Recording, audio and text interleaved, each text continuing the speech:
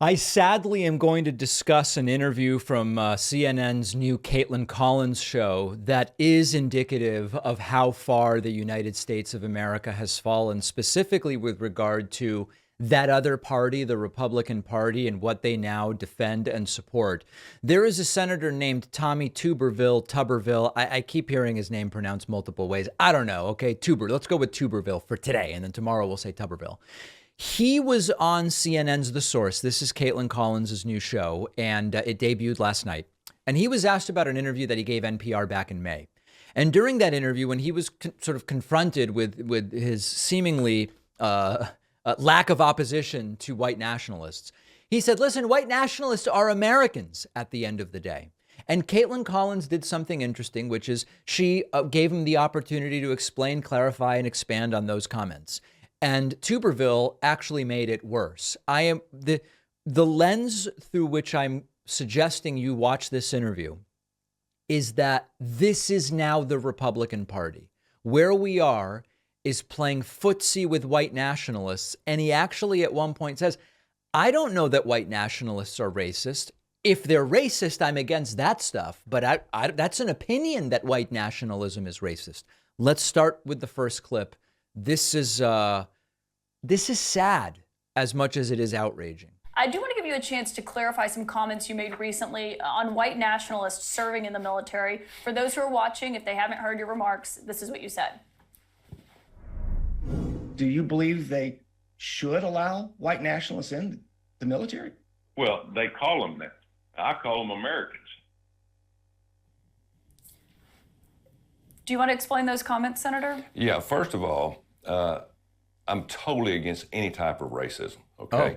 I was a football Good to mention that. coach for 40 years, and I dealt and had opportunity to be around more minorities than anybody up here on this. Did you guys catch that little slip?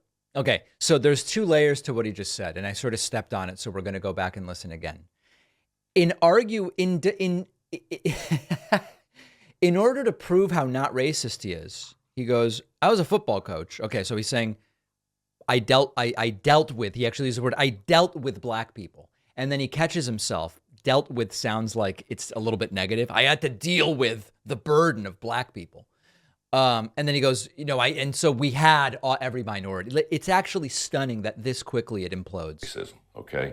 I was a football coach for 40 years, and I dealt and had opportunity. I dealt with, that sounds bad. I had the opportunity to have minorities. Okay, let's continue. To be around more minorities than anybody up here on this hill. Yeah. But when our military was being attacked after 9/11, after January the 6th, and that was my first day on the Senate floor, I thought it was outrageous of what senators from the Democratic side, Chuck Schumer said on the So this is, of course, not an answer. floor that night, calling people racist, calling people nationalists, white nationalists. White nationalists is just another word that they want to use other than racism. I'm totally against anything to do with racism. But the thing about being a white nationalist is just a cover word for the Democrats now, where they can use it to try to make people mad across the country. Identity politics. Right. I'm totally against that. But I'm for the American people. I'm for... Can you imagine? Not wanting white nationalists in the military is now identity politics. That is really something else. And then when Kaitlan Collins really gets to the critical part of this, which is white nationalists are racist. That's what makes if you're a white nationalist and you get rid of the white nationalist beliefs, you're just white. You're no longer racist. The racism is in that white nationalism. He goes, well, that's your opinion, Kaitlan. You said a white nationalist is an American. It is identity politics. You said a white nationalist is an American, but a white nationalist is someone who believes horrific things. Do you really think that's someone who should be serving in the military?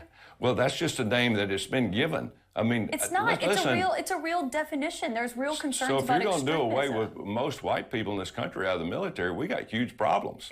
We got huge problems. Is he saying that most white people in the military are white nationalists?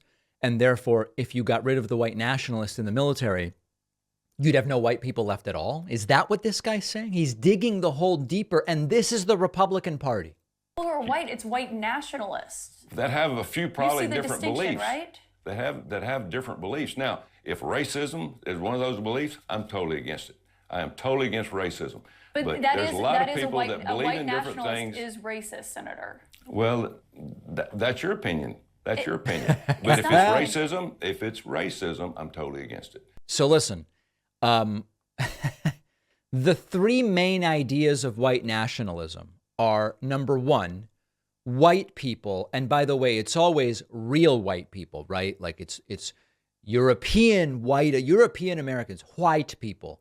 White people are threatened by race mixing, multiculturalism, immigration of black and brown people, the low birth rates of whites, etc. That's one belief. That's a racist belief. Number two, white people should be seeking some kind of a white-only state, a white ethno-state to preserve racial purity and identity. That's belief number two of white nationalists. And number three, typically, white people are also superior to non-white people. Now, sometimes they know that one's not as palatable as some of these others, so they'll stop short of that. They go, listen, I don't have to weigh in on whether white people are superior or not, but we should certainly be separate for sure. Those are if you remove the white nationalism, then it's no longer white nationalism. And what Tommy Tuberville is saying, of course, doesn't make any sense. This is where we are in 2023.